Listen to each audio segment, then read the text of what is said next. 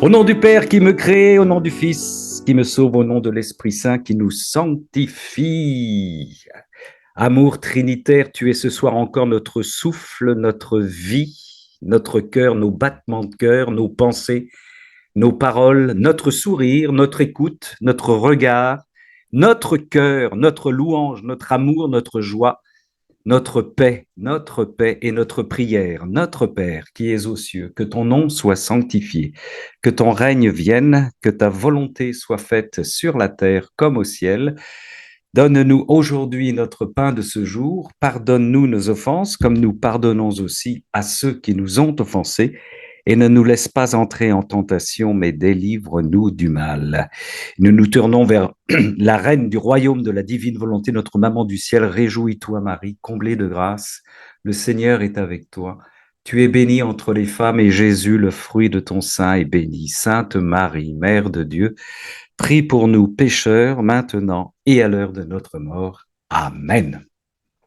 Je salue aussi les frères, les sœurs qui vont nous rejoindre, qui nous rejoignent en différé, qui nous regardent sur Amen Fiat. Je fais toujours ma petite publicité pour leur dire que si vous voulez nous rejoindre, que vous n'êtes pas encore inscrit, si vous voulez des informations sur notre actualité, être inscrit sur la liste, eh bien vous m'envoyez un petit message très court, une petite bénédiction à nounarmor, nounarmor, @gmail.com, et je vous mettrai sur notre liste. Voilà, si vous le souhaitez, bien entendu. Nous allons aborder ce deuxième cénacle dédié aux motions. Alors, je vous rappelle, sœurs et frères, que les petits principes que j'avais donnés il y a 15 jours, parce qu'on avait déjà fait un cénacle sur l'émotion, des frères, des sœurs reçoivent des motions de notre Seigneur dans la divine volonté, de notre maman Marie. Premièrement, alors, on en fait ce qu'on en veut. Moi, je considère que ce sont des cadeaux. On a bien vu et observé que ces motions étaient à partager. Ce ne sont pas des motions qui sont à conserver personnellement. Deuxièmement, les personnes qui les reçoivent ne sont pas intéressantes en elles-mêmes, n'ont pas besoin de savoir qui c'est, elles restent anonymes, elles le souhaitent, en sachant que certaines de ces personnes, un jour, publieront certainement elles sont en train de travailler là-dessus, sur l'édition de ces motions, anonymement ou en mettant leur prénom ou leur nom, on n'en sait rien, ça ne me regarde pas. Et puis, quatrièmement, ces motions, encore une fois, ce sont des cadeaux. Prenons-les comme des cadeaux, on en fait ce qu'on en veut. Ce ne sont pas des obligations de foi, on le sait bien. Donc, moi, je prends donc l'initiative de les partager.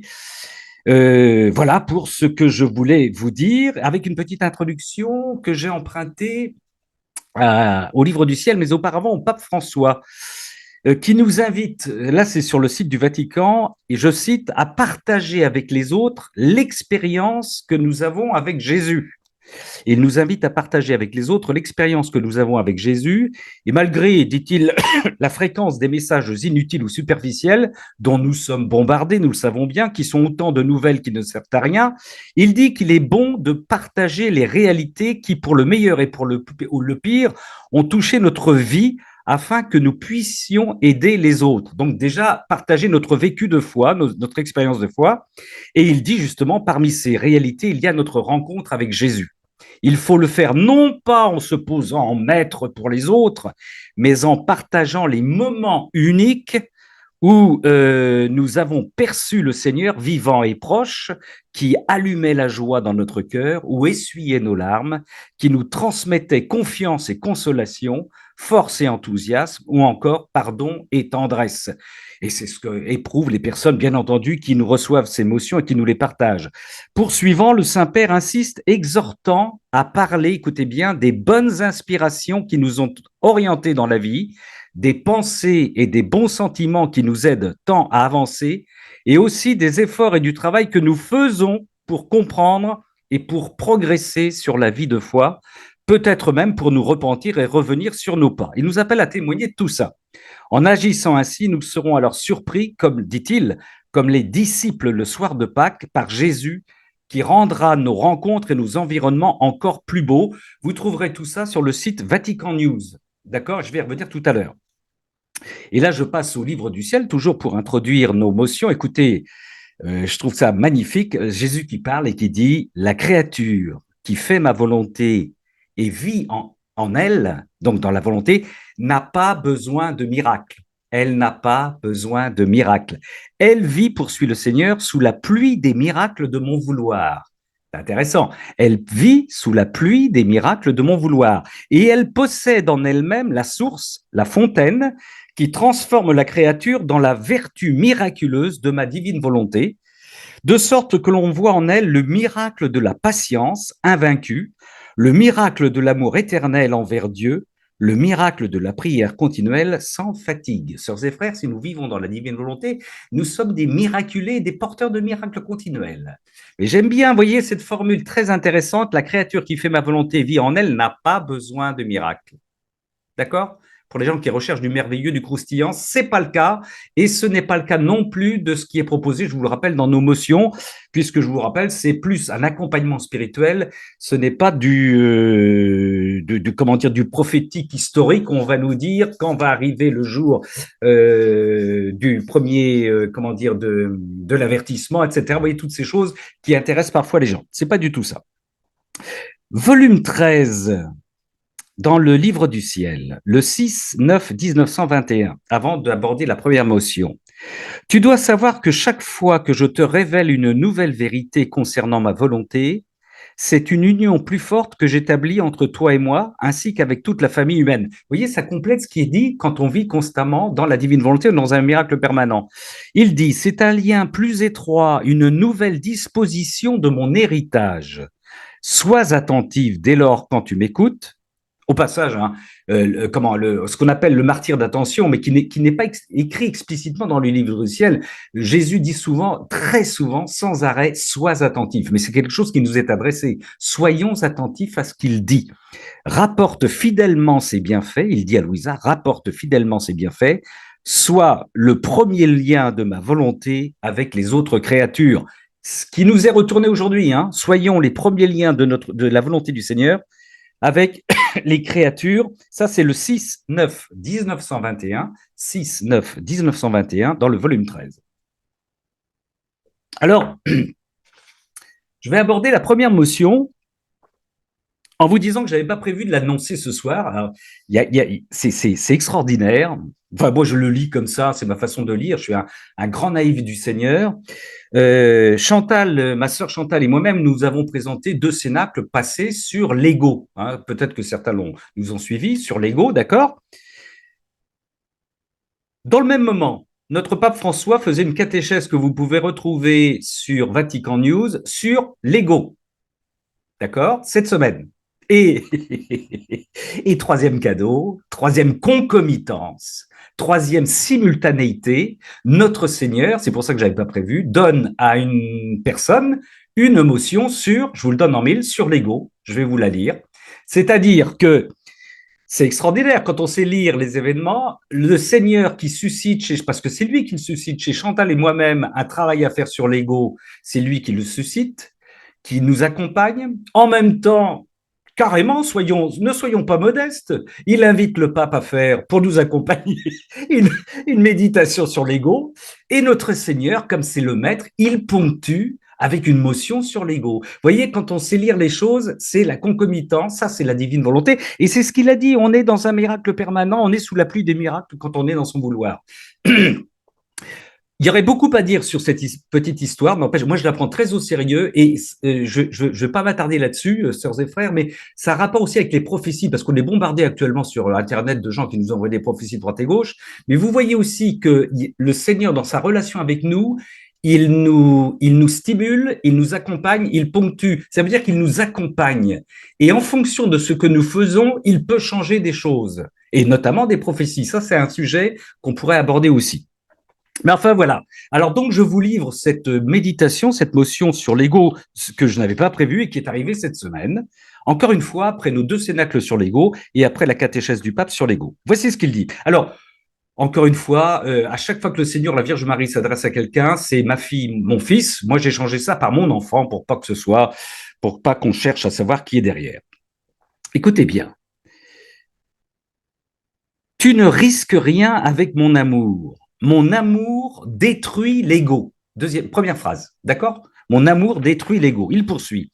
Mon amour le brûle, car il est pure lumière, pure vérité, rien de corrompu ne peut résister à mon amour.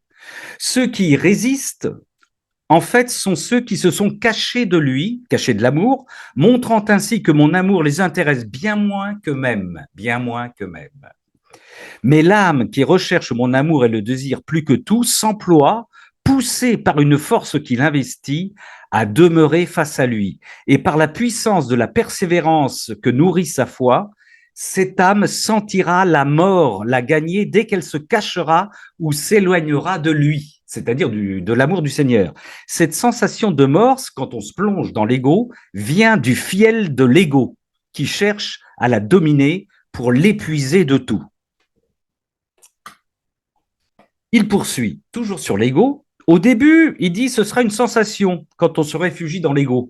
Grossière, mais par la persévérance que soutient son cœur aimant, elle s'affinera tant et si bien qu'un seul instant, une seule pensée loin de l'amour lui sera insoutenable. Si on s'éloigne de l'amour du Seigneur, on est mal à l'aise, on est dans une pensée insoutenable. L'âme qui se pense spirituelle poursuit le Seigneur, qui recherche l'ordre et l'harmonie par elle-même, en évitant le dépouillement et le repentir, ressemble à une fleur qui pousse en se cachant du soleil et de la radicalité de son action. Encore le soleil comme exemple qui revient très souvent comme dans le livre du ciel. Cette âme craint d'être consumée par lui et se complaît dans la tiédeur. Je vomis les tièdes, disait-il dans l'Évangile. Elle s'établit entre les rochers de son ego, de son orgueil et de sa vanité. Malgré que le soleil fasse tout pour l'inonder de ses bienfaits, elle ne peut en recevoir que quelques rayons. Il poursuit, il conclut pour cette première motion.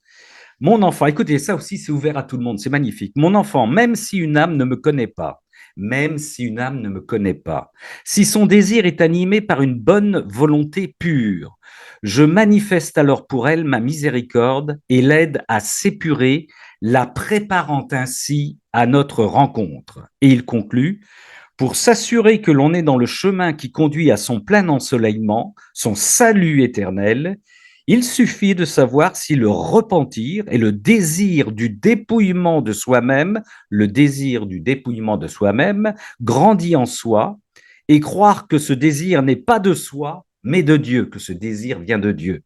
Je ne refuse ce discernement à aucune âme, poursuit le Seigneur, car je désire le salut de toutes les âmes, évidemment, divinement, je t'aime, mon enfant. Conclusion de cette motion sur l'ego de la part de notre Seigneur. Alors moi, je rends grâce au Seigneur pour ce petit clin d'œil qu'il nous a envoyé sur ce thème-là. Bon, on revient évidemment à une thématique du livre du ciel, hein, mais une thématique chrétienne, c'est se défaire de soi-même, prendre sa croix, l'humilité, l'abnégation, s'en remettre totalement au Seigneur pour se laisser dépouiller et laisser le Seigneur travailler en nous. Hein. Ça, on retrouve, voilà. La deuxième motion. Mon enfant, je t'encourage, mon sacré cœur t'encourage, et le cœur immaculé de ma très sainte mère, ta mère t'encourage. Ah, vous voyez un petit peu, c'est du chargé. Hein. Mon enfant, je t'encourage, mon sacré cœur t'encourage, et le cœur immaculé de ma très sainte mère, ta mère t'encourage. Pourquoi nous encourage-t-il? Écoutez, ne crains pas d'entreprendre pour annoncer la venue de mon royaume, car Dieu lui-même est un entrepreneur. Et l'homme n'a-t-il pas été créé à l'image et à la ressemblance de son Créateur? L'humour du Seigneur. Tu souris, mon enfant, et tu as raison, car en Dieu, tout est simplicité et joie. Oui, Dieu agit et fait. Dieu agit et fait. Dieu n'est qu'action. Tes efforts, écoutez bien, c'est pour nous, c'est pour vous, les amis, hein. Tes efforts pour rendre témoignage à la vérité telle que je l'ai enseignée contrant donc la mauvaise pensée qui veut endormir mon peuple sous le prétexte qu'il faut dans la foi rester pauvre et petit, immobile. Cela n'est pas juste. Alors, ça c'est important. Je vais relire cette phrase. Il va revenir sur une définition sur ce qu'est être petit, qui a deux sens, un mauvais sens et un bon sens. Écoutez bien. Oui, mon enfant, sous prétexte de la pauvreté et celui de rester petit, dont on parle beaucoup dans mon Église, sans en comprendre toujours le sens vrai, on éteint souvent les ardeurs évangéliques que l'Esprit allume dans le cœur de l'homme. Autrement dit, soyez discret, taisez-vous, ne faites pas de bruit, et pendant ce temps-là, vous n'allez rien entreprendre. Pourtant, poursuit-il, je n'ai pas créé l'homme pour la petitesse, celle qui rend timoré et qui vient de la peur, de tant de peur. Il poursuit, la petitesse qui me réjouit et qui est don de ma divinité encourage l'homme à vivre dans l'esprit d'enfance, en préservant son innocence, permettant ainsi à l'âme de me voir, ici dans le sens de me connaître et de me comprendre. Et cette petitesse, écoutez bien, demande courage et audace. Un enfant ne se tait pas. Un enfant qui est confiant, il fonce, il pose des questions. Il renverse tout ce qui est devant lui pour avoir la vérité. Donc, c'est cette petitesse-là que le Seigneur veut, pas une petitesse qui nous fait de nous des timorés. On va pas déranger notre monsieur le curé, on va pas oser, on va pas faire ça, on va pas dire à nos frères, on va pas dire non, non, non, non, il veut pas de ça, le Seigneur, il veut pas de ça. Il veut que nous soyons simples comme des enfants et que nous leur parlions de la divine volonté dans une simplicité qui ne soit pas une arrogance. Il poursuit. Quant à la pauvreté qui me réjouit, il s'agit de celle à laquelle j'appelais l'homme riche dans l'Évangile, vous savez. Après avoir tant fait et tant étudié pour me suivre et me servir, vous savez, c'est l'homme riche qui vient le voir et dit, que dois-je faire pour obtenir la vie éternelle? Après avoir tant fait et tant étudié pour me suivre et me servir, finalement, il doit se dépouiller de l'essentiel, sa volonté propre. Relecture de l'évangile, c'est toujours intéressant par le Seigneur dans la divine volonté. D'accord? Hein, vends tout ce que tu as, mais vends ta volonté humaine, c'est ça surtout. C'est ça surtout. Accepter, poursuit-il, accepter alors de vivre si pauvre qu'il dépendra totalement de ma volonté pour bouger, agir, penser, aimer. Et finalement, ne plus vouloir rien faire en dehors de moi, manger, dormir, se reposer, parler, étudier, tout faire en moi, par moi et pour moi. Alors, mon enfant, à ceux qui te diront reste à ta place, qui est celle des petits et des pauvres que l'Église aime, tu répondras combien tu veux cela, et c'est pourquoi tu t'appliques à vivre la vraie petitesse et la vraie pauvreté telles qu'elles sont révélées dans les évangiles. Même si toi, alors écoutez bien cette petite phrase, parce qu'on peut se tromper des fois même en étant dans la divine, même si toi, tu te méprenais sur telle ou telle pensée, jamais tu ne serais dans l'erreur en révélant l'enseignement du livre du ciel. Je reprends cette phrase. Même si toi, tu te méprenais, tu comprenais pas tout, voilà, sur telle ou telle pensée, jamais tu ne serais dans l'erreur, il s'en porte garant, le Seigneur, en révélant l'enseignement du livre du ciel. Sois en paix, mon enfant, car je marche avec toi. C'est pour nous, ça, les sœurs et frères. Hein. Je te bénis, écoutez bien, je pose sur tes lèvres une bénédiction particulière, je oins ton cœur d'une onction de force et de vérité. Ben oui, pour être petit comme un enfant évangélisé. Divinement, je t'aime, mon enfant, et je te bénis. Je suis Jésus-Christ en gloire. J'adore, vous le savez, cette conclusion, je suis Jésus-Christ en gloire. Alors, vous voyez, là, on a un enseignement sur la petitesse. Être petit, c'est pas s'écraser.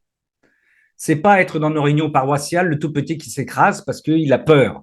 Non, non, c'est être simple comme un enfant et poser des questions et intervenir comme un enfant le ferait. Là le Seigneur, voilà. Et c'est encore une fois, le Seigneur, il parle de l'enfance, mais la simplicité, la sainteté, la confiance, la naïveté de l'enfance, au bon sens du terme, c'est ce que nous devons être au milieu de nos frères. Magnifique enseignement de cette deuxième motion. Troisième motion, sœurs et frères, sur l'amour. Eh oui, sur l'amour. Je suis l'amour. Et ce qu'aime et désire l'amour, c'est aimer. Chacun des actes de l'amour est un acte d'amour. Chacune de ses pensées est une pensée d'amour. Il nous rappelle l'essentiel, notre Seigneur. Mes regards sont amour. Le battement de mon divin cœur les battements sont amour. Mon écoute est amour. Aussi pourrait-on dire que je ne suis que l'amour, et pour cela je suis le tout, car en dehors de l'amour, il n'est rien. Et toi, chacun de nous, tu es contenu dans l'amour. De toute éternité, je t'ai désiré, je t'ai choisi pour vivre avec moi et moi avec toi. Je t'ai choisi pour vivre avec moi et moi avec toi. Si on avait une seule phrase à retenir ce soir, c'est ça. D'accord? Chacun de nous a été choisi pour vivre avec notre Seigneur et lui avec nous. Il poursuit, je t'aime, mon enfant. C'est une déclaration d'amour extraordinaire, ça. Hein.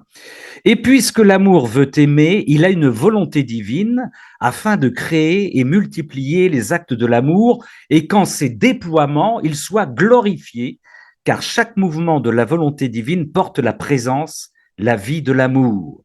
À chaque fois que nous nous déployons dans l'amour, nous déployons et témoignons de l'amour que nous recevons, nous rendons Dieu à Dieu. Tout comme un rayon de miel est gorgé de sa substance savoureuse, chaque acte de mon vouloir est gorgé des saveurs et des qualités de ma divinité. Chaque acte de mon vouloir est gorgé des saveurs et des qualités de ma divinité.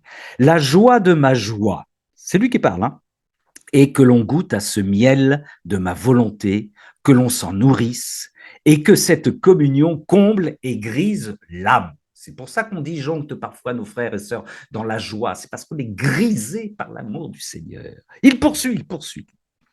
De par la condition de vie misérable et sombre de l'homme ici-bas, je veille à ne pas l'éblouir par une pleine et soudaine révélation de moi-même, car celui qui vit dans l'obscurité ne peut supporter un soudain ensoleillement. Mais oui, on va y revenir, bien sûr, bien sûr. La transfiguration, ils n'ont rien compris, la transfiguration. Aussi, je viens à lui, génération après génération, la lenteur, la patience, la pédagogie de notre Seigneur, illuminant la famille humaine de nouveaux rayons de ma vie divine. C'est le Seigneur qui parle. Je vais doucement, je vais humblement, car j'aime l'homme, et je lui murmure mon amour par des mots qu'il ne peut pas toujours comprendre. Par des mots qu'il ne peut pas toujours comprendre. C'est pourquoi je pose sur mes paroles une onction de douceur et de miséricorde, afin que l'âme créée puisse s'ouvrir à l'amour et apprenne à le comprendre. Nous apprenions à nous ouvrir à l'amour, mais à comprendre l'amour. C'est magnifique. Mais il poursuit. Mais je ne fais pas que cela. Je lui révèle aussi que chaque chose créée prend une voix pour dire mon amour à l'homme. Bah oui, regardez la nature aujourd'hui, c'est extraordinaire. Vois-tu, mon enfant, l'infini, l'éternité aimante, déborde pour aller se livrer. Il dit à l'homme, il proclame au milieu de ses œuvres, je t'aime. Tu es mon enfant bien-aimé, sois l'héritier de ma volonté. Ô mon enfant, comme j'aime être aimé et comme j'ai plaisir à aimer ceux qui m'aiment. Je reprends cette phrase. Ô mon enfant, comme j'aime être aimé et comme j'ai plaisir à aimer ceux qui m'aiment. Il termine. Alors, j'ai préparé toute l'humanité à ce plein ensoleillement afin que notre communion d'amour soit restaurée telle que je l'ai désirée de toute éternité. Je ne me suis épargné en rien afin que l'amour se réveille en l'homme. Cette restauration est en fait son rappel à sa nature, son rang et sa vocation, c'est le sous-titre du livre du ciel, au cours de la création telle que je les ai voulu et créés. C'est l'accomplissement du premier commandement, tu aimeras ton Dieu de toutes tes forces, de tout ton cœur, de toute ton âme et de toute ta pensée. Fin de la troisième motion.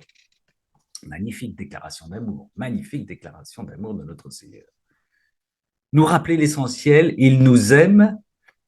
Donc, ce sera l'objet d'ailleurs de je vous l'ai dit, de mon prochain cénacle, du cénacle de la semaine prochaine, hein, amour créé et amour créateur. Mais oui, le moteur essentiel, c'est l'amour. On n'a pas à discuter, enfin, on peut pinailler, on peut aller voir à droite à gauche sur d'autres dimensions, mais l'amour, bon, on vient de l'entendre, quoi. Hein, et notre Seigneur aime être aimé aussi, bien entendu. Hein, il aime être aimé. Et c'est pour ça qu'il aime quand ce soir ou ailleurs, des gens sont réunis en son nom pour partager, pour le prier, pour même s'il y a quelqu'un actuellement tout seul devant un tabernacle, il aime forcément cette personne, il l'arrose, il l'enveloppe de ses bras, il lui dit que tu viens m'aimer, comme qu'est-ce que tu viens faire tout seul ici devant moi, mais voilà, je te rends tout l'amour que tu beaucoup plus que ce que tu m'apportes, quoi. C'est extraordinaire, extraordinaire. C'est un mendiant d'amour, notre Seigneur. Hein. L'amour appelle l'amour, bien entendu, puisque l'amour, le principe de l'amour, c'est de donner. Alors, si je donne, c'est aussi pour qu'on me donne à moi, c'est normal, moteur de l'amour. Alors, je ne sais plus, je suis à la troisième ou quatrième, je pense que c'est la quatrième motion. Ah oui, alors là, c'est un petit peu plus particulier. Pourquoi c'est un peu plus particulier? Parce que c'est la Vierge Marie qui parle, si je ne me trompe pas. Non, non, c'est le Seigneur. Mais Il arrive à des sœurs et des frères, comme je vous l'avais dit dans la fois précédente, des personnes qui expliquent dans quelle situation elles reçoivent ces émotions, comme tout à fait comme Louisa faisait ses introductions, tout à fait pareil.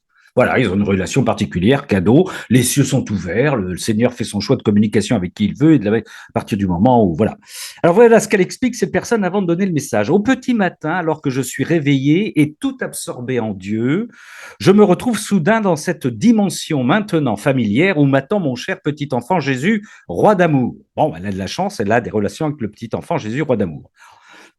En le regardant, je comprends par ses gestes et sa physionomie qu'il est pressé que je vienne à lui. À peine suis-je arrivé qu'il se rapproche de moi en me tendant un stéthoscope. Alors ça peut faire sourire, mais c'est le genre de choses qu'on envoie en pagaille dans le livre du ciel. Hein. Il me dit avec autorité, écoute, l'humour du Seigneur, écoute mon divin cœur. Tout étonné, mais motivé par son ton pressant, je prends le stéthoscope, le mets à mes oreilles, puis le pose l'embout sur le cœur adorable du petit enfant Jésus. Quelle découverte je fais alors? On dirait du Louisa. Hein. Le petit cœur sacré, rouge et palpitant, grandit soudain, tant et si bien que je ne vois plus que lui. Il me semble qu'il occupe même toute la création. De lui s'élèvent des flammes vives et glorieuses. Avec stupeur, j'entends alors battre non pas un seul cœur, celui de mon Seigneur, mais tous les cœurs de tous les hommes et chacun distinctement. Mais quelle cacophonie! Aucune harmonie ne semble les réunir.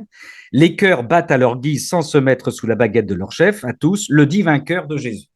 Pagaille totale. Je lève mon regard vers mon amour, le petit enfant Jésus et lui. Et lui, il répond à mon regard par une moue désolée et me dit. Vous voyez, c'est une introduction à la Louisa où maintenant le Jésus prend la parole et explique pourquoi il a fait ce petit jeu, cette petite mise en scène du stéthoscope. Voici ce qu'il dit. C'est très simple, mais c'est voilà, c'est magnifique. Vois-tu quel désordre je dois endurer dans mon cœur même? Apprends quelle souffrance ces battements désordonnés m'infligent. Chacun y va selon sa propre volonté indisciplinée et ne veut écouter ni les appels de ma volonté, qui veut unifier tous les cœurs au mien, ni les appels de mon cœur par lesquels l'Esprit Saint implore l'homme en lui disant aimez-vous les uns les autres, ce qui signifie laissez vos volontés aujourd'hui privées d'ordre et d'harmonie divine et ne vivez plus que dans le divin vouloir qui seul peut les unir à l'amour. Ah, mais ces cœurs humains ne veulent pas se dépouiller du gouvernement de leur volonté propre. Ils ne veulent pas s'en dévêtir. Mais si l'homme ne me remet pas sa volonté, comment pourrais-je le guérir comment pourrais-je guérir sa volonté humaine et la restaurer? En attendant cette restauration, je lui fais don de ma volonté pour maintenir sa vie. Je ne le laisse pas sans vie. Il poursuit. S'il savait, l'homme bien sûr, quelle joie, quelle paix, quelle félicité pourrait vivre chaque cœur qui, avec une attention pure, désirerait suivre ma demande et recevoir mes soins. Et comme ce cœur soulagerait mon divin cœur et les consolerait des tambourinements brutaux et hostiles qu'il reçoit. C'est par ce moyen que tous les cœurs, comme autant d'instruments, se réaccorderaient au mien et l'ordre divin régnerait en tous. Quelle satisfaction pour Dieu et pour l'homme. L'harmonie totale. Il poursuit. Les hommes doivent comprendre cela. N'est-ce pas simple et évident? Vu du côté du Seigneur, oui, c'est simple. S'ils ne le font pas, c'est parce que me connaître et m'aimer ne les intéresse pas. Mais hors de moi, qui pourrait leur révéler leur noblesse et leur dignité? Comment retrouverait-il en eux mon image et ma ressemblance? Tout commence par le cœur, parce que là est le siège de la volonté. Tout commence par le cœur, parce que là est le siège de la volonté. Il termine sans quitter, et la personne termine, sans quitter sa spontanéité d'enfant. Mon doux petit Jésus hausse les épaules et me fixant soudain de ses yeux bleus ajoute écoute mon cœur battre. Ce sont ces battements qui vont entrer en toi et confronter les désordres du tien. Ça, c'est intéressant. C'est-à-dire que le Seigneur place son cœur dans le nôtre pour confronter les désordres de notre cœur. Vous voyez la bataille? C'est extraordinaire, c'est beau, c'est magnifique. Vois-tu comme j'aime l'homme pour me donner tant de peine pour lui? Il me tarde de pouvoir retrouver mes jeux divins avec lui. Le Seigneur veut jouer avec nous. Il veut retrouver ses jeux. Oh, que ces jeux vont le réjouir et le combler par leurs merveilles. Après cela, l'enfant Jésus, roi d'amour, me prend par les épaules et dépose sur mes lèvres un doux baiser avec les siennes, fraîches comme la rosée. Il me bénit et tout s'arrête. Si c'est pas mignon. Le cœur de notre Seigneur, les battements de cœur de notre Seigneur qui veulent rentrer, s'emparer de notre cœur pour battre à l'unisson avec notre cœur. Et une fois que nous vivons au battement du cœur du Seigneur, nous sommes en paix, nous flottons, quoi qu'il arrive, nous aimons, nous nous reposons, nous agissons, nous chantons, nous louons au rythme du cœur du Seigneur. C'est magnifique. Viens prendre mon cœur, viens prendre mes battements de cœur, mon Seigneur, mon Dieu. Magnifique. Alors, cette même personne, alors c'est une des personnes dont je disais, vous verrez, on redécouvrira un jour. Elle va publier certainement, elle demande, elle a un père spirituel qui est un évêque très connu et ça fait longtemps que j'ai une relation. Hein. Il est évidemment connecté à Divine Volonté, bien entendu. Et un jour, elle publiera, c'est ce qu'on appelle les perles de la Vierge Marie. C'est magnifique. Alors, là, c'est Marie qui nous parle, qui lui parle et qui nous parle. Bon, je vais arrêter de dire que c'est magnifique, bien sûr. Il faut que j'arrête de dire ça. Mes chers enfants, c'est la Vierge Marie qui dit donc, mes chers enfants, ensemble, bénissons le Seigneur. Je suis votre bonne mère et je vous aime tant. Ça y est, ça commence, on est toujours dans l'amour. Vous voyez, on déborde d'amour avec eux. Hein. C'est pourquoi mon cœur maternel désire partager avec vous ces perles qui sont joie pour votre âme. Je viens à vous en tenant dans mes bras mon divin Fils, l'enfant Jésus, roi d'amour. Mon cœur immaculé, uni à son sacré cœur, porte à nos enfants bien-aimés les trésors de l'amour victorieux. 3 sous-titres, prière, amour et réparation. Prière, amour et réparation. On est bien entendu dans le livre du ciel. Voici l'appel que vous adresse votre très sainte maman, mère de Dieu et mère des hommes, qui désire votre salut. Ô mes enfants, rien qui ne soit compliqué en cet appel, rien qui ne soit compliqué en cet appel. Cependant, cet engagement spirituel dispose si bien l'âme qui y consent qu'elle attire à elle toute l'attention et la bienveillance divine. Dieu se penche sur cette âme et la visite avec joie. Il déploie sa toute-puissance et y accomplit ses prodiges d'amour pour elle et pour une multitude. Et lorsque cette âme sera ainsi comblée de Dieu, elle chantera son Magnificat à ma suite. Magnifique est le Seigneur, tout mon cœur pour chanter Dieu. Elle poursuit notre Vierge Marie. Voyez, mes chers enfants, la prière sincère qui ne cache aucune malice, faite dans des dispositions d'amour et de réparation envers Dieu, ramène l'âme dans l'intimité de son Créateur. La prière reforme le dialogue entre le Père et l'enfant, et ces échanges révèlent l'amour à son cœur et à sa raison. Petit à petit, patiemment, la prière restaure une profonde communion entre le Créateur et sa créature. De l'importance de la prière, sœurs et frères, évidemment. Je vous rappelle que le livre du ciel nous dit qu'est-ce que c'est que la prière? C'est la fusion dans le Seigneur. Hein. C'est pas de radoter des paroles, c'est de nous fondre dans le Seigneur. Elle poursuit. La prière retisse les liens de la confiance entre eux, tandis que la connaissance de l'amour, toujours la connaissance de ses œuvres, de ses paroles, porte la volonté humaine à se remettre sous la conduite de la volonté divine. Plus je connais Dieu, plus je laisse Dieu prendre mon cœur et ma tête et mes neurones, plus je me mets évidemment, plus je suis éclairé de sa science divine, plus je me mets sous sa volonté, sous la conduite de sa volonté. Bah oui, bien sûr. Elle poursuit. Il est si doux et consolant pour Dieu de voir l'âme priante se tourner vers lui, l'appeler. Sachez que même dans les nuits les plus sombres, l'âme priante n'est jamais laissée sans un secours de la lumière divine. Je la reprends celle-là parce que ça a peut-être touché certains d'entre vous. Sachez que même dans les nuits les plus sombres, l'âme priante n'est jamais laissée sans un secours de la lumière divine. C'est en priant que votre âme se remplit de Dieu, de ses grandeurs, laissant à la terre les choses éphémères ou corrompues pour embrasser celles du ciel éternel et sainte. Et lorsque votre prière dira votre abandon inconditionnel à l'amour, lorsqu'elle sera devenue votre fiat à ses appels, quels qu'ils soient, quels que soient ses appels, quels que soient les appels, attention, hein, alors elle deviendra la plus belle et la plus consolante des litanies d'actions de grâce et de bénédictions adressées à votre Créateur. Vous voyez, on retrouve la définition de la prière. Plus je me fonds dans le Seigneur, plus je laisse le Seigneur s'emparer de ma vie, plus ma vie devient la plus belle des prières qui soient au Père et au Seigneur. Ben, c'est évident. Voilà. Plus vous connaîtrez Dieu, plus vous aimerez ses œuvres, et plus votre prière formera le lien qui vous unira à lui. Alors les doutes et les peurs, les tentations, le péché, tout ce qui tourmente l'âme sera chassé par cette communion en qui Dieu déploie ses puissances pour le salut de l'âme. Elle poursuit notre Vierge Marie. C'est beau, hein, c'est beau, c'est beau, c'est beau, c'est beau.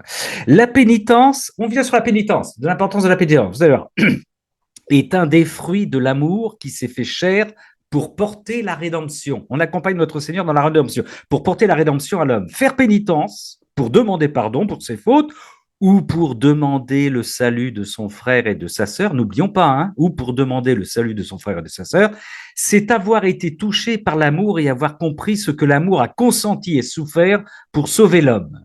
Ô mes enfants, ne craignez pas de faire pénitence, car cela fait descendre grâce et bénédiction sur toute la famille humaine. Bonne soirée, frère Jean-Louis.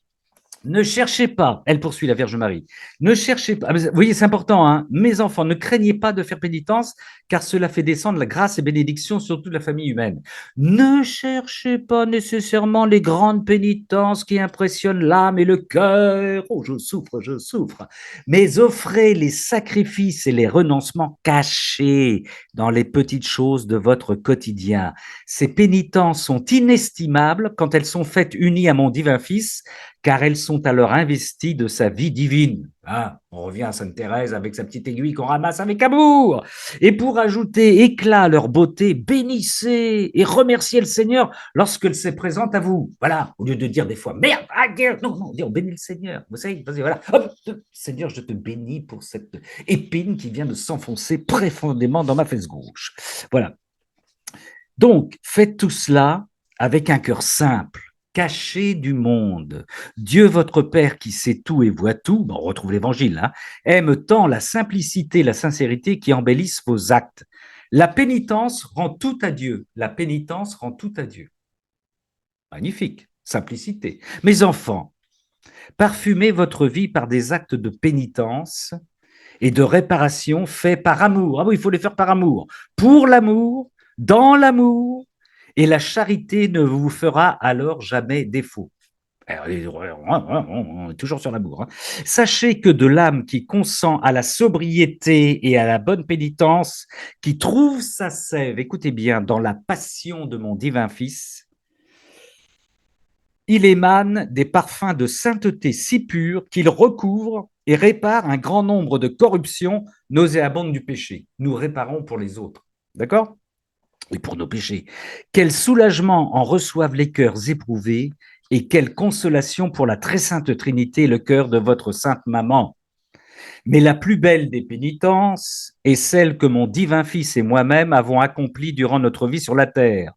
Ne rechercher et ne faire que la volonté du Père en imposant à sa propre volonté de s'effacer devant elle et de s'y soumettre avec amour. On revient toujours au cœur, au nœud du message. Et puisque la pénitence amène la réparation, ce sont par les âmes qui veulent suivre cette voie unitive que Dieu le Père, le Fils et le Saint-Esprit sont consolés des ingratitudes des hommes et la justice divine apaisée. Voilà un petit bout de phrase qu'il ne faut pas laisser passer comme ça aussi rapidement. Nous consolons la Trinité, sœurs et frères, par nos pénitences, nous la consolons, et la Vierge Marie, et nous apaisons la justice divine. Attention, nous apaisons la justice divine.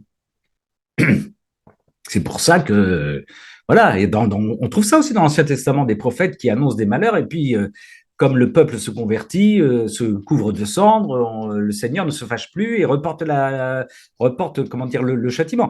Et, on le néglige trop, ça. On le néglige trop. Hein. Nous pouvons apposer, comme le faisait Louisa. Rappelez-vous, les bagarres entre Louisa et Jésus. Et, sauf quand Jésus se cachait de Louisa pour réaliser sa justice parce qu'il ne pouvait pas le faire devant Louisa. Elle termine notre maman Marie. Enfin, mes enfants, je vous assure que la contrition et la pénitence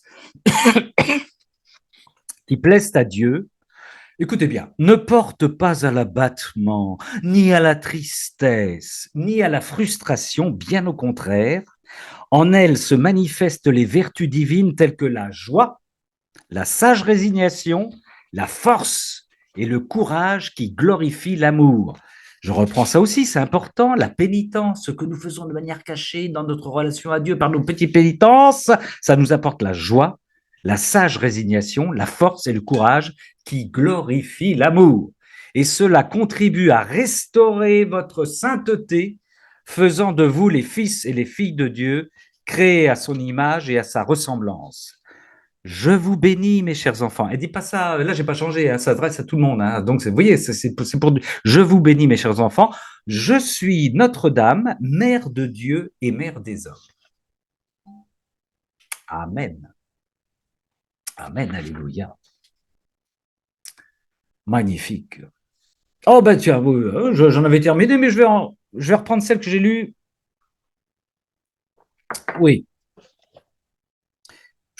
Une que j'avais lue dans le Cénacle précédent sur les distractions qu'on peut avoir pendant la prière, parce qu'elle est magnifique. Je pense que notre frère Philippe va en faire un son d'ailleurs. Alors voilà, c'est sur les distractions que l'on peut avoir dans Excel. Et là aussi, qui est en lien avec le frère, comment il s'appelait, le frère Baptiste, c'est ça, le dominicain qui avait fait un topo dont s'était inspiré Chantal. Mais c'est incroyable, là aussi, il y a la concomitance, c'est extraordinaire. Mon fils, ma fille, c'est le Seigneur qui parle. Nombreux sont mes enfants qui gémissent et se plaignent des distractions qui, comme l'ivraie, envahissent leur moment de prière et d'oraison. Nombreuses sont les méthodes proposées pour combattre ce fléau, cependant elles demeurent. Et surtout, voilà, donc il faut-il faire le vide en soi et notre frère baptiste dominicain, Carme, disait qu'il ne fallait pas faire le vide en soi. Alors, le Seigneur poursuit. Aussi aujourd'hui, j'aimerais te révéler une autre vue de ce phénomène. Bien sûr, l'âme doit être vigilante contre ces distractions, mais puisqu'elles persistent, je désire vous apprendre à les utiliser dans la divine volonté, afin d'en faire des actes de réparation et même des actes d'amour. Utilisons nos distractions et nos combats pendant la prière, c'est génial. Oui, mon fils, ma fille, n'est-ce pas l'amour qui est victorieux du péché et de la mort? Ces distractions, il poursuit, sont autant de pensées qui percent l'intelligence, la mémoire et la volonté de l'homme. Voilà comment je te propose d'agir. Voici un exemple, notre pédagogue de Seigneur nous donne. Lorsque durant ton oraison, tu penses au dîner qui t'attend et que cela t'empêche de maintenir le dialogue avec moi, prends cette pensée et dis-moi, sois béni, mon Seigneur, car je veux te remercier pour le pain que tu donnes à l'homme, un pain de vie, et je pose mon je t'aime et je te remercie avec ta divine volonté sur chaque communion à ce pain de vie qui a été fait et sera faite. Vous voyez un petit peu, on se sert de chaque distraction pour en faire une prière et développer une espèce de ronde. Il poursuit. Tu verras que petit à petit, la distraction à qui on impose ce dur traitement s'épuisera et se lassera, tandis que ton âme sera, elle, regaillardie dans son oraison. Tu feras de l'affliction une bénédiction. N'est-ce pas ce que j'ai fait moi-même avec la croix? N'est-ce pas ce que j'ai fait moi-même avec la croix? Il ose ce décalage. Nous, dans nos petits combats dans la prière, il présente ça comme une comparaison avec ces grandes souffrances qu'il a vécues dans la croix, en offrant, puisqu'il a offert ses souffrances. Il poursuit. Et puisque la distraction interrompt ta prière, ne t'inquiète pas qu'elle soit ainsi interrompue pour me louer et me bénir. Tu verras que les fruits en sont bien différents. C'est ainsi que je fais de chaque âme qui vit dans la divine volonté une combattante puissante contre le péché et les maux qu'il génère. Tu dois également savoir, ça aussi c'est intéressant, que par ce moyen, l'âme va découvrir la nature des tentations qui lui sont propres. La colère, l'avarice, la gloutonnerie. En quoi suis-je distrait aujourd'hui dans la prière? Qu'est-ce qui me distrait? Ça, c'est révélateur de mon état psy, évidemment, ou voilà, de mes éternelles rengaines. Et par cette prise de conscience, poursuit le Seigneur, que les lumières de l'Esprit Saint opèrent au plus profond de son être, l'âme découvrira l'origine de ces distractions et pourra les combattre pour en être libérée. Magnifique, là aussi. Divinement, je t'aime et je te garde contre mon sacré cœur. J'aime t'y sentir te reposer. Je te bénis, mon enfant, et je bénis ton travail. Je te bénis, mon enfant, et je bénis ton travail. Toutes celles et tous ceux qui travaillent pour la divine volonté, écoutez ça. Mon fils, il termine par cette petite question, très marrante, enfin très étonnante. Sais-tu qui est Dieu? Réponse, ma fille, Dieu est un mystère qui veut être connu. Dieu est un mystère qui veut être connu. Je suis Jésus-Christ en gloire. Amen. Fin des motions pour ce soir, mes sœurs et frères.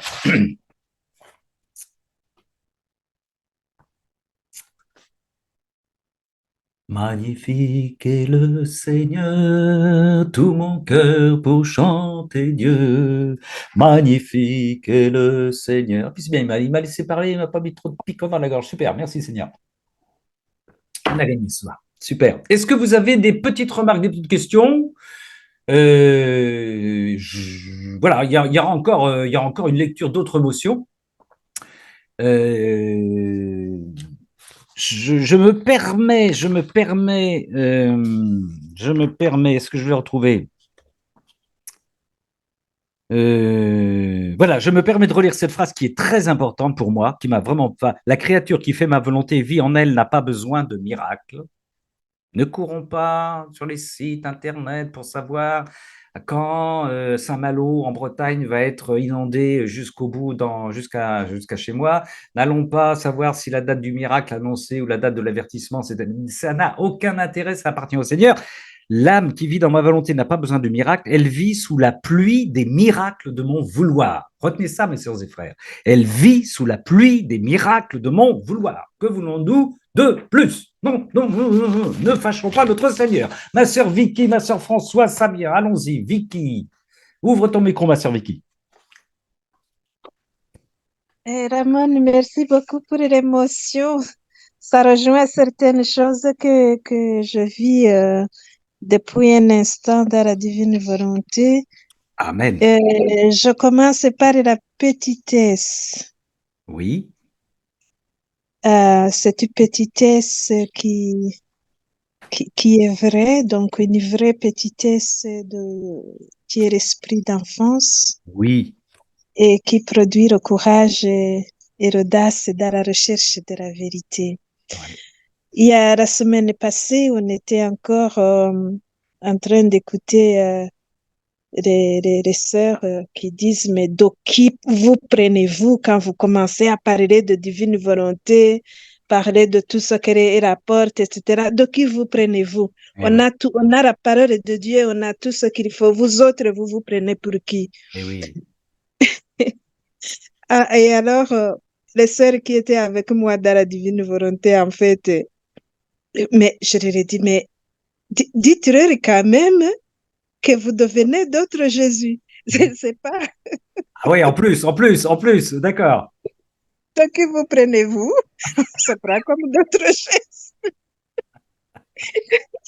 Donc, j'apprécie beaucoup cet esprit d'enfance qui n'est pas vraiment une attitude timorée, mais une attitude de courage Ouais. et capable de tenir et dire, j'ai la certitude que ce que je vis et ce que je découvre dans la divine volonté est vrai. Ouais. Et avec ça, ça peut aller vers le témoignage. Eh oui. Merci, ma sœur Vicky. Mais oui, Ouais. mais oui, mais oui, mais si quelqu'un m'aime, mon père et moi, nous ferons notre demeure chez lui.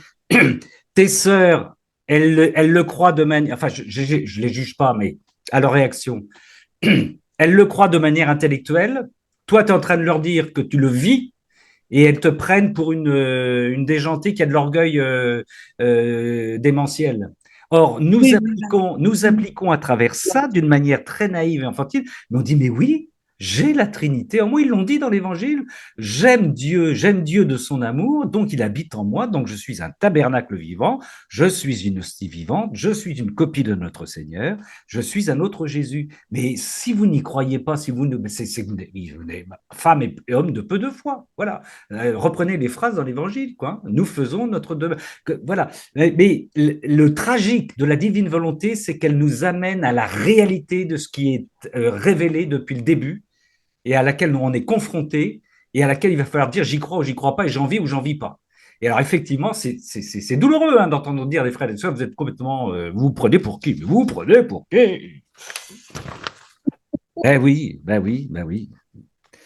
Il est plus intime à moi-même, comme disait saint Augustin, hein, Dieu est plus intime à moi-même que toute intériorité, plus extérieur à moi-même que toute extériorité. Voilà, donc on vit pleinement en Dieu, on est complètement en Dieu, voilà, donc mais il va falloir que nos frères et nos sœurs ils s'y mettent, hein, autrement ils vont perdre la foi. Merci ma sœur Vicky, Mhm. garde ta simplicité d'enfant. Et oui, effectivement, l'enfant il dit en réunion, bah oui, moi je suis un autre Jésus, je suis un autre Jésus puisque Jésus vit en moi. Moi, je dis à mes Mais frères, oui. moi, je dis à mes frères et mes sœurs, je suis un tabernacle vivant. Je leur dis ça souvent. Ça les énerve, ça les énerve. Je suis une hostie vivante. Oh, oh, oh, oh. Si, je dis, je suis une hostie vivante. Je suis une hostie vivante. Pas simplement quand j'ai communié, parce que quand j'ai communié, le Seigneur, il me rappelle, ça tient quelques minutes, mais après, les espèces s'en vont. Mais comme il est en moi dès le matin, et comme il est en moi la nuit, comme il est avec moi par le sacrement du baptême, je suis une hostie vivante. Et voilà, je voudrais aussi confirmer la motion sur les distractions.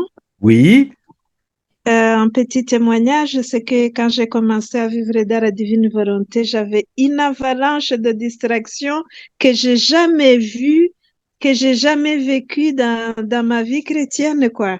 ouais, C'était vraiment comme une avalanche. Je n'arrivais pas à tenir dans la prière.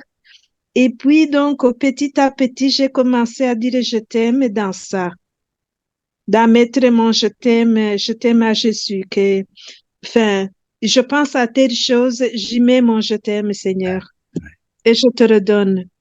Et puis, petit à petit, je sais plus où les distractions sont parties. Quand je fais ma ronde, ça continue, mais je, je sais plus où c'est disparu. bah oui, Voilà. si tu appliques la méthode de notre Seigneur, tu as raison, tu as raison. Oui. Je Il faut voudrais confirmer ça. Oui. Mais oui, oui, habiter ces distractions avec en faire une prière. Voilà, l'utiliser comme Mhm. étant une prière. Merci, ma sœur Vicky, pour ton témoignage et ta simplicité et ton amour du Seigneur. Merci beaucoup. Ma sœur Françoise. Oui, alors, attends, je recherche mon texte dans la Bible. Oui, Voilà. Je suis assez d'accord. Je suis assez d'accord avec le fait que tu as repris en dernier qu'on n'a pas besoin de miracle, ça je l'entends bien. oui, Mais par mais exemple, pour moi c'est une question parce que je me dis quand je prie pour les gens, par exemple, on va prier dans un groupe de guérison, on va prier pour une guérison. Donc à ce niveau-là, on demande quelque part un miracle. oui, Je veux dire par là, bon, le Seigneur, il passe par multiples moyens, oui, mais il peut passer par ça. Et quand on lit Saint Marc, il nous dit, voyons, ceux qui auront cru ils chasseront les démons, ils oui, partent en leur en langue, ils saisiront les serpents. oui. Voilà, tu vois. Je Alors le je me veux, dis, comment lève-toi et on fait le marche. lien avec ces deux choses? Oui, alors, mais ma sœur, je reconnais ton caractère généreux et apostolique dont tu fais des témoignages souvent. Tu pries pour tes frères et tes sœurs, notamment pour les guérir. Alors, je te rappelle, alors, dans ce qui est dit là, Pas pour déjà, les guérir, que le Seigneur les guérisse. Moi, oui, oui, pour que le Seigneur les guérisse, oui. Premièrement, le Seigneur nous dit que déjà dans ta prière, que cette personne soit guérie ou pas guérie, il faut que tu crois que le Seigneur touche cette personne. ah mais ça c'est entendu, on le dit Bon, bien aux ah gens. ben non, Ça mais c'est ça entendu. c'est pour te dire que c'est ce qu'il entend par miracle permanent. Alors ensuite, le deuxième miracle qui viendra peut-être ou peut-être pas, c'est la guérison physique ou la guérison psychique ou la guérison, voilà. Mais c'est pas impossible. Mais en même temps, ça peut ne pas arriver. Mais Ah, mais là, je suis d'accord avec toi. Là, ce n'est pas le il y a pas de miracle. problème. Ce n'est pas le Mais miracle. on le demande quand même. Mais C'est ça que je oui, veux ma dire. sœur, mais oui, ma sœur, tu peux le demander. Tu peux le demander. Je vais te dire une chose. Mais là, mais oui, non, toi et moi, on se chamaille souvent là-dessus. quand quelqu'un, moi, si ça m'arrivait, hein, quelqu'un vient me demander sa guérison, je ne vais pas lui dire non, je ne veux pas demander ta guérison. Je vais évidemment prier pour ta guérison, mais dans le fond de mon cœur, je vais dire, et je lui dis d'ailleurs à cette personne, je lui dis la première prière que je fais, c'est que la volonté de Dieu se fasse en toi. Alors après, quelle est la volonté du Seigneur pour cette personne? Est-ce qu'il veut une guérison ou pas une guérison? Je n'en sais rien, ma sœur. Mais par contre, bien sûr que tu peux demander la guérison. Oui, oui, tu peux la demander. Encore une fois, je vais reprendre l'exemple avec la communauté voisine qui me dit il faut prier pour nos vocations. Et je dis, ben, à certains, je dis, je ne prie pas pour vos vocations. Je prie pour que la volonté de Dieu se fasse dans votre communauté. Or, la volonté de Dieu, c'est peut-être que la communauté se ferme, qu'elle soit de plus en plus épurée, qu'elle soit sanctifiée. Enfin, je ne connais pas la volonté de Dieu pour votre communauté. Donc là, je parle de chrétien à chrétien engagé. Je dis, je ne prie pas pour qu'il y ait des vocations, parce que peut-être que dans ma demande, je suis complètement à côté de la plaque. Je prie pour que la volonté de Dieu se fasse dans votre communauté et que vous sachiez l'accueillir. Voilà. Alors ça, je vais pas. Voilà, mais quelqu'un qui me demande une guérison, je vais dire, ben oui, on va prier pour ta guérison. Mais la guérison essentielle et première, c'est que la volonté de Dieu se fasse en toi. T'es là, Françoise? Ok, oui, oui. Et puis elle a voulu réagir sur autre chose, mais ça, c'est pas une question, par rapport à l'hostie. Jésus nous dit bien dans Romains 12, offrez-vous un hostie vivante. Oui, oui. Et ça, c'est un texte que j'ai choisi et que j'aime énormément. Eh ouais. Dans les nouvelles traductions après 98, j'ai cherché le mot hostie dans la Bible, il n'apparaît plus du tout. Ah, d'accord, d'accord. Ah bah, pour moi, c'est une gifle, hein. Oui. Et dans les livres du ciel, il apparaît peut-être une centaine de fois, Ah le oui, mot oui, hostie, oui, oui, hein. oui, Mais oui. dans la Bible, les nouvelles traductions après 98, il n'apparaît plus du tout. Oui. Ben, c'est triste, ma sœur, c'est triste. Bon, on va pas rentrer dans ces prévisions sombres qui nous font qu'il y aura à venir peut-être une grande bagarre dans notre église. Je sais pas quand, j'en sais qu'un. Alors moi, je joue pas sur les histoires où il y aura même des théologiens qui nous diront que la consécration, il n'y a pas, il y a pas de présence réelle ce qui sera l'objet d'une division dans l'église, hein. J'espère que ce que tu nous dis là, c'est pas un présage de ce qui Ah ben, devrait ça, je ne sais théoriquement pas. venir. Mais comme c'est un texte que j'aime énormément, Ah ben comme oui, il était, et que je ne le retrouve plus, j'ai ouais. une vieille Bible, alors je vais le chercher là-bas, Eh ben mais garde-la. j'avoue que ça me fait quelque chose quand même. Ben, garde-la, garde-la. Et puis fais une recherche de ton côté pour. Là aussi, il faut faire une recherche. Il faut faire une recherche pour avoir l'étymologie, le premier mot qu'il y avait dans les textes, dans les traductions, et essayer de voir si ça correspond ou pas à hostie ou aux mots qu'ils ont mis à la Ils ont place. pas mis, ils ont tourné la phrase autrement. Ils n'ont pas mis de mots spécifiques, ils ont tourné autrement. D'accord. Merci, ma sœur Françoise. Voilà. Merci beaucoup. Est-ce que quelqu'un d'autre veut intervenir sur cette Oui. magnifique partie? Oui, Emeline.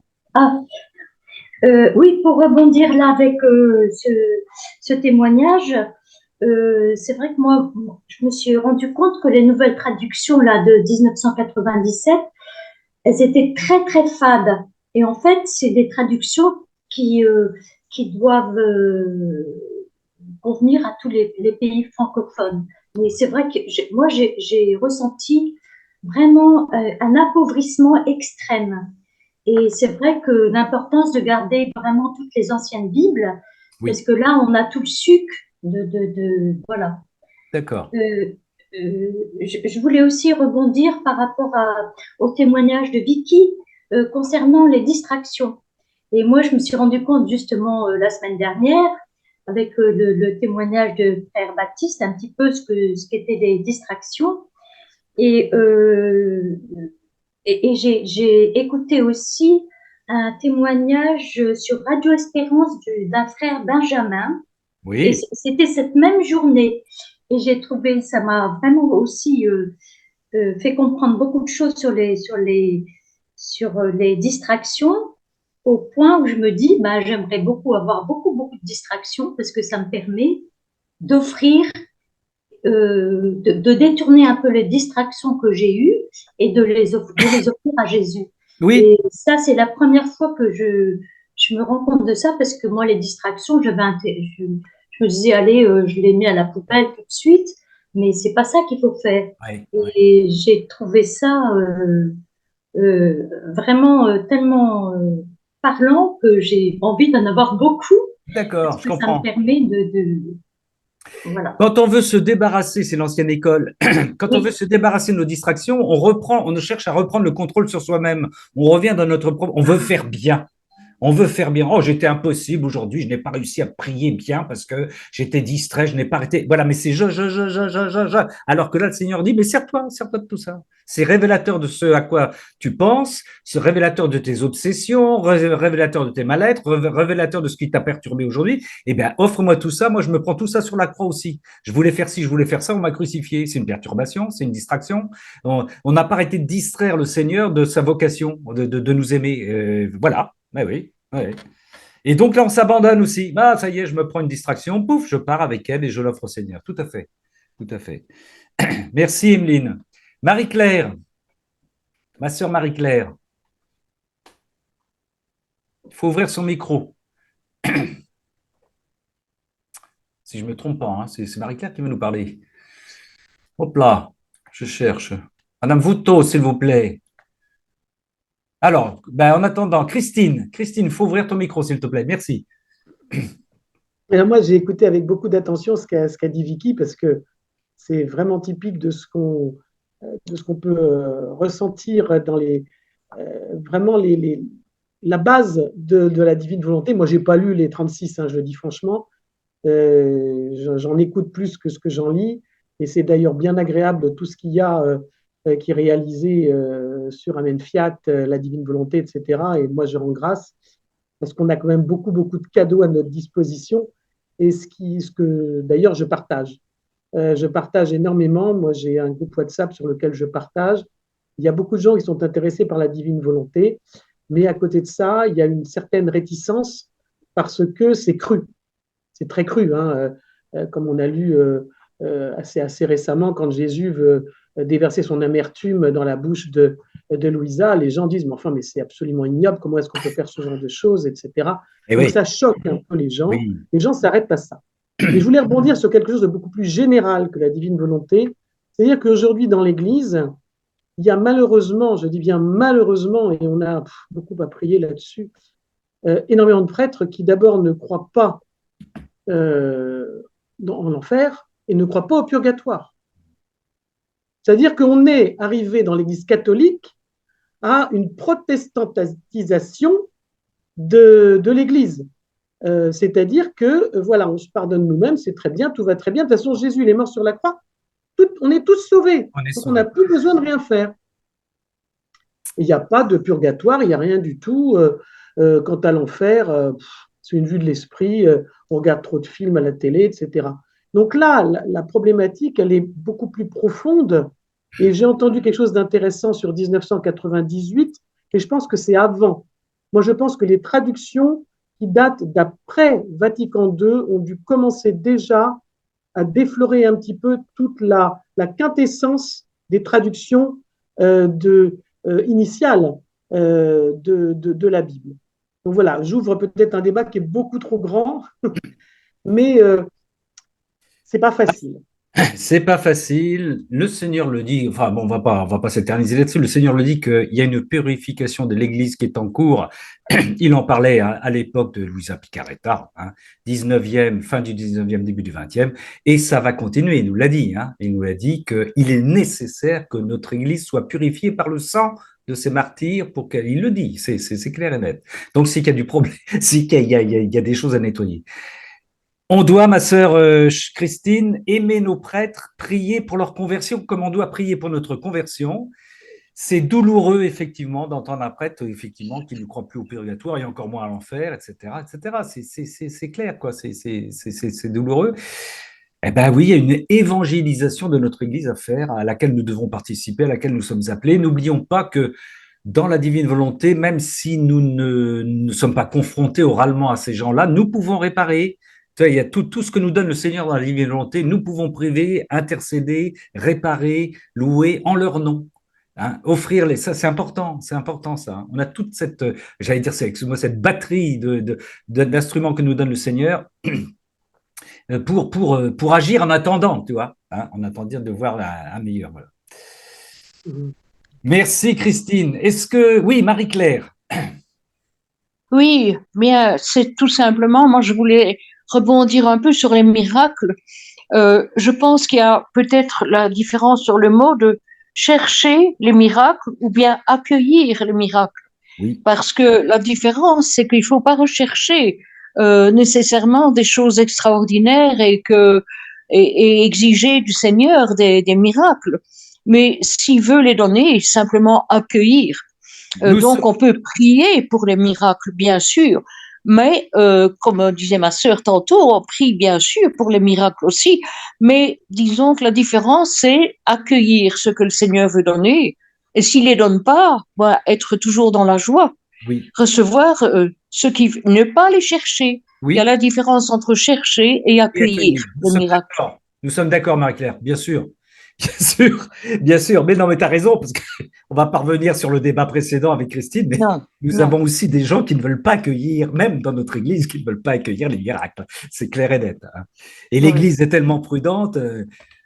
Vous comme moi, on le sait bien, on a tous à droite à gauche des adhésions à des apparitions de la Vierge Marie qui ne sont ni condamnées ni reconnues. Et on baigne là-dedans, quoi. On baigne là-dedans, la prudence, la sainte prudence de l'Église, alors que nous y croyons, quoi.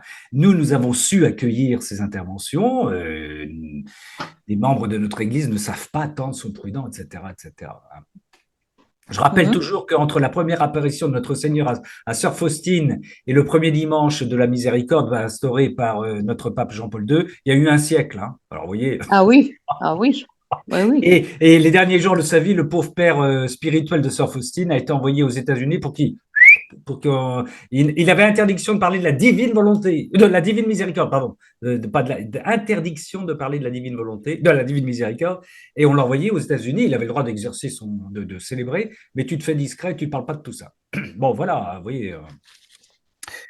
On ne savait pas accueillir les choses pour revenir. Voilà. Mais tu as raison, Marie-Claire. Et ça rejoint comment dire, l'enfance dont on a parlé tout à l'heure. Hein. Je suis un enfant, je vois le Seigneur qui me fait un cadeau, je l'accueille. Je ne me pose pas 36 questions. Quoi, hein. Soy l'Immaculada Conception, soy l'Immaculada Conception, soy l'Immaculada Conception. J'accueille. Mais qu'est-ce que tu racontes? Mais qu'est-ce que tu es en train de raconter? Oh ben, c'est la dame qui m'a dit, je suis l'Immaculée Conception. Bon, ben voilà, moi j'accueille, hein, je suis naïf, je transmets. Mais c'est ça, un enfant. C'est ça, un enfant incroyable. Voilà. J'accueille et je vous le dis, monsieur le curé. Alors, vous pouvez me foutre une baffe ou me dire que je suis une cinglée ou je sais pas quoi, une allumée ou tout ce que vous voulez, mais je vous dis, Immaculada Conception. Oui, oui, voilà.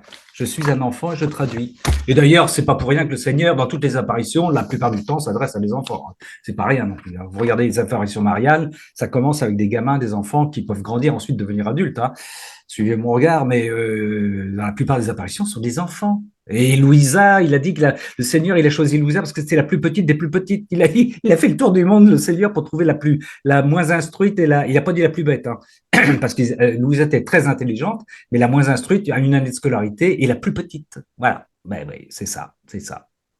Ma sœur, merci Marie-Claire, merci, accueillons les cadeaux du Seigneur. Oui. Et d'ailleurs, le Seigneur il saura nous redresser, nous rectifier quand il dira à certains, pourquoi n'as-tu pas accueilli ces cadeaux que je t'ai donnés? Pourquoi? Au nom de quoi? Ah ça, nous aurons des comptes à rendre. Ma sœur Colette, il faut ouvrir le micro, Colette, si c'est possible. Il faut ouvrir le micro, Colette. Tu n'as pas ouvert ton micro, Colette. Voilà. Non, c'est pas ouvert, ma sœur. Oui, ça y est. Voilà. La Vierge, dans les personnes qui ont parlé, s'est présentée comme Notre-Dame des hommes, mère des hommes et mère de Dieu et mère des hommes. Je vais te redire ça. Oui. Et ben, c'est comme ça que Marie s'est présentée, la Vierge de la Guadeloupe, au petit pays de 4 ans. Le même nom. Je suis Notre-Dame, mère de Dieu et mère des hommes. Oui, c'est la même appellation et c'était la première fois qu'elle s'appelait comme ça à Guadeloupe, la Vierge de la Guadeloupe. Et n'oublie pas que c'était pour arrêter l'assassinat de tous ces jeunes à qui on offrait le cœur vivant. Je fais le parallèle avec ce qui se passe en ce moment et voilà, cette nomination avec le stéthoscope dans le cœur. Le cœur, alors que l'enfant qui est dans le ventre de Marie à Mexico, on met un stéthoscope et le cœur bat. reconnu. On n'a pas le droit de le dire. Les prêtres qui l'ont vu n'ont pas le droit de le dire par obéissance à leur évêque. Mais comme nous, on était sur place, on a pu le savoir et on est certain. Voilà, je voulais dire ça. Et puis, quand on parle de Migra, d'abord, merci à Vicky parce que tout ce qu'elle dit est absolument tellement clair et voilà, des vrais cadeaux. Je crois que on est inondé de miracles. Pour moi, très souvent, les miracles, comme c'est la présence de Dieu, c'est les concordances. Oui. Il y a tellement de concordances depuis que je suis dans la divine volonté que de temps en temps, je me dis que j'invente, je les crée, et en fait, non, ils sont là, et il faut vraiment les accueillir, effectivement, comme voilà. Pour surabonder dans ce que tu dis, je ne vais pas dire que je m'en étonne plus, toi, je ne suis pas blasé, mais ça fait partie maintenant pour moi du quotidien, cette concomitance-là, ces concomitances. Concomitance, c'est ça, le mot. Ça ne je m'en réjouis, je rends grâce au Seigneur. Mais vous voyez, tu vois, au départ, je me serais dit, oh là là, on a quelque chose de particulier, c'est presque c'est du miraculeux. Mais oui, c'est du miraculeux au sens où le dit le Seigneur, c'est normal. C'est normal, ça fait partie. Excuse-moi, c'est concomitance. Concomitance, oui.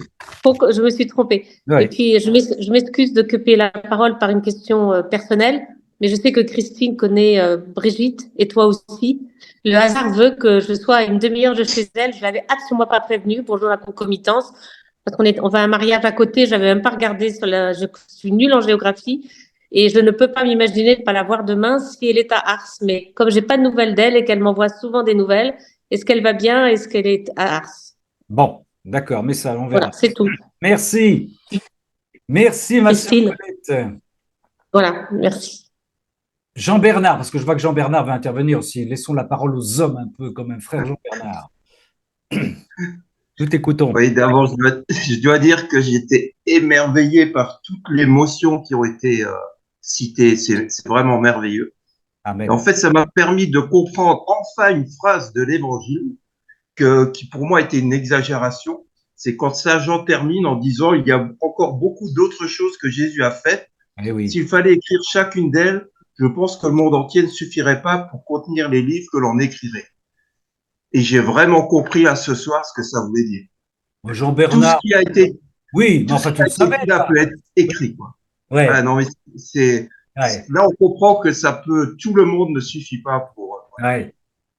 C'est tellement merveilleux ce qui a été dit ce soir. Superbe.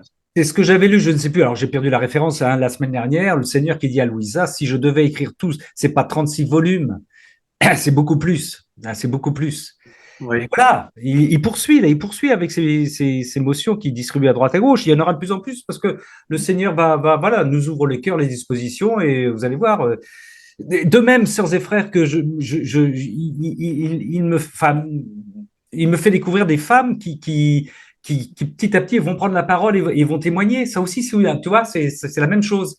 Elles sont tellement habitées par la science du Seigneur, la science infuse, que elles peuvent prendre la parole, elles peuvent témoigner, elles peuvent dire des choses. Et vous avez de plus en plus de laïcs qui témoignent de la divine volonté dans des discours éblouissants aussi, magnifiques, parce que c'est le Seigneur qui parle en elles, quoi. Ça, c'est beau. C'est la même chose. Bon, ben écoute, nous sommes heureux de ton bonheur, mon frère Jean-Bernard. Très heureux. Ouais. Super. Est-ce que j'ai empêché quelqu'un d'autre de parler? Je regarde. Où est-ce que nous en arrêtons là? Mais oui, ils sont magnifiques. Alors, normalement, on va les retrouver sur Amen Fiat avec les textes. Vous pourrez les retrouver, je pense. Enfin, normalement, ouais, vous aurez tous les textes en plus. Il n'y a aucune raison qu'on les garde. Voilà. Ah, voilà. Vicky, tu voulais dire quelque chose encore? Il faut ouvrir ton micro. Oui, Ramon. Il y a encore quelque chose. Hier, à la messe, je posais la question, mais pour le moment, comment faire pénitence? Parce que quand tu parlais de concomitance, là, je crois qu'à un moment, quand on se posait la question, dans la divine volonté, le Seigneur prévoit déjà la réponse. Donc, ce que tu as dit sur cinquième motion, car la Vierge Marie parlait de pénitence. De pénitence, oui. Oui. Je ne comprends pas ta question. Oui, quelle est ta question?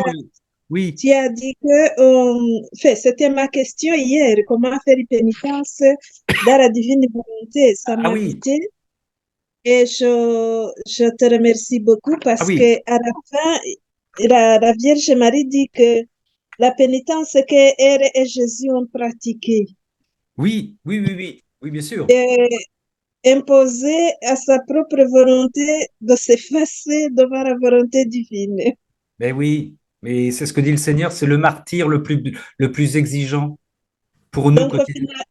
finalement, ce sera notre pénitence alors dans la divine volonté. Oui, oui, oui, oui. C'est d'offrir tout le temps, notre quotidien, nos minutes, nos secondes, nos rencontres, tout ce que nous vivons, laisser le cœur de Jésus battre en nous et lui laisser prendre la direction, alors qu'on voudrait peut-être, voilà, c'est ça le combat continuel, d'être en relation perpétuelle avec notre Seigneur, et c'est ça aussi faire pénitence. En même temps, elle a dit, t'as vu, c'est faire pénitence dans les toutes petites choses du quotidien que seul Dieu voit. Hein, pénitence pour soi et pénitence pour les autres. Hein, n'oublions pas ça. Hein, là aussi, hein, pour revenir à ce qu'on disait tout à l'heure avec Christine, c'est-à-dire qu'on travaille pour les autres aussi. Hein. Il y a des frères et des sœurs qui, grâce à nos pénitences, on peut le dire simplement là aussi, sans orgueil, sans se prendre pour la grosse tête, voilà, qui nous remercieront quand ils recevront les fruits de notre vie, comme Louisa, intime avec notre Seigneur, offerte et donnée à notre Seigneur. Voilà, on leur a donné pour tout le monde. Et on verra même des gens qui nous remercieront, diront, mais je ne te connais pas, qu'est-ce que j'ai fait pour toi? Et le Seigneur nous expliquera. Et le Seigneur nous expliquera. Que peut-être qu'à un moment, parce que j'étais distrait dans ma prière tout seul devant Saint-Sacrement, j'ai offert ce moment de distraction et tout le machin, et j'ai peut-être empêché, je dis n'importe quoi, j'ai peut-être empêché quelqu'un de se suicider. Ouais, j'en sais rien. Ouais. Donc, il y a un lien je suis en prière universelle continuelle dans ce que je vis. Je suis en lien avec toute la création à partir du moment où je vis dans la divine volonté. Donc, j'œuvre pour la création entière aussi. Hein, mais ça, on a du mal à l'enregistrer parce que c'est énorme, quoi. Mais tout simplement parce que Dieu est en nous. Parce que nous sommes de nouveaux petits Jésus. Parce que nous sommes des tabernacles vivants. Parce que nous sommes des hosties vivants. Oui. Alors, merci, Ramon. Oui. Constamment Jésus par Jésus avec Jésus. Constamment Jésus par Jésus avec Jésus. C'est ce que nous anticipons notre relation éternelle avec le Seigneur. Eh oui. Alors, j'ai aussi une question, Ramon. Ça suffit, Vicky. Une question un peu plus exigeante. Je suis désolée. Vas-y. Mais est-ce que tu peux trouver la prochaine fois que tu parles d'émotions, y ajouter un texte du livre du ciel qui les soutienne? Ah, ben écoute, ma sœur, c'est extraordinaire ce que tu me dis là. Bon, vendredi prochain, donc, mais voilà, concomitance, ma sœur, écoute bien. Vendredi prochain, c'est étonnant ce que tu dis. Vendredi 26, le thème sera amour créé et amour créateur. La différence entre le créateur qui crée, l'amour du créateur et l'amour, et ce sera avec un livre du ciel et une motion. C'est prévu. Magnifique. Merci beaucoup. Voilà, tu viens de me confirmer ce que le Seigneur a préparé. Tu vois, c'est très sympa. Tu vois, c'est exactement ça. Il y aura deux textes, un livre du ciel et un selon d'une motion, mais qui se rejoignent tous les deux. D'accord. Oh, tu vois, je suis cerné par le Seigneur, tu vois, par toi, Vicky, tu vois, je suis cerné par le Seigneur. Amen, fiat. Amen, fiat. Aïe. Trinité toujours sainte et indivisible, nous t'adorons profondément, nous t'aimons intensément, nous te rendons grâce perpétuellement pour tous et dans le cœur de tous, pour tous et dans le cœur de tous, dans le cœur des créatures passées, présentes et futures. Amen. Amen. Marie-Claire, tu avais quelque chose encore à nous dire peut-être? Je vois ta main ouverte. Mais peut-être en rapide, mais non, vas-y. Je pense que oui, je pense simplement comment l'Église ne peut pas. Oui, on peut se dire des temples de l'Esprit Saint. Vous êtes les temples de l'Esprit Saint, donc on peut se dire qu'on est. Et il est dit aussi dans la Bible, vous êtes des petits dieux. Oui. Donc c'est dans la Bible. Oui. C'est donc. Donc on ne peut pas même en dehors de la divine volonté, ça est marqué dans la Bible. Tout à fait, donc, Marie-Claire. Oui, t'as raison. Simplement. Mais oui, tu as raison, mais on n'ose plus le dire maintenant, on n'ose plus le dire. Ben oui, voilà. La sainteté, on a des siècles et des siècles où la sainteté est réservée aux autres. Hein. Voilà. Là, le Seigneur, il dit, mais non, c'est la sainteté, la nouvelle sainteté, c'est vous êtes des saints, puisque c'est ma sainteté qui vient vous habiter. Votre sainteté, avant qui était un exercice de vertu et de grâce, elle est pulvérisée par ma présence en vous. Bon, voilà, c'est la nouvelle sainteté. Alors, oui, on reprend tous les termes de la Bible, tout à fait. Mais oui, tout à fait, tout à fait. Ah, mais la divine volonté, c'est la radicalité, la restauration, la lecture premier degré de ce qui a été fait depuis la création, la rédemption et dans les Écritures. Mais ça, il va falloir que nos frères et sœurs le comprennent. Hein. Et ça nous envoie la radicalité de notre foi. Voilà, c'est clair. Quoi. Et oui, tu as raison. Bien, sœurs et frères. Eh bien, dans ce silence méditatif, nous allons nous séparer. On va demander au Seigneur, justement, qui se réjouit en ce moment. Oh, je le vois avec un grand sourire, là. Il nous bénit, il nous aime, il nous protège. On va lui demander de nous bénir, à la Trinité Sainte, de nous bénir au nom du Père qui nous crée, au nom du Fils qui nous sauve, au nom de l'Esprit Saint qui nous sanctifie actuellement avec toute la tendresse de la Vierge Marie. Sœurs et frères, merci pour votre fidélité. Soyez bénis. Et puis, à la semaine prochaine, si vous le souhaitez, ma foi. Au revoir.